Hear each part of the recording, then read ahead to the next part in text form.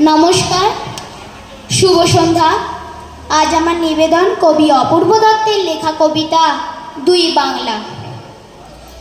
আমাদের ছিল ধুলো কাদা মাখা একখানা ছোট গ্রাম, আমাদের ছিল কাল বৈশাখী লিচু আর কালো জাম, আমাদের ছিল একখানা নদী তার পাশে স্কুল, বৈশাখে ছিল রবীন্দ্রনাথ, ষষ্ঠীতে নজরুল। রবীন্দ্রনাথ পৃথিবীর কবি, নেই তাতে সংশয়, নজরুল নিয়ে তবু কেন আজও এত বিভ্রম হয়? কেউ বলে তিনি এপারের কবি, ওপারের বলে কেউ, এপার ওপার তার কাছে এক, ফেরার না কাউকেও।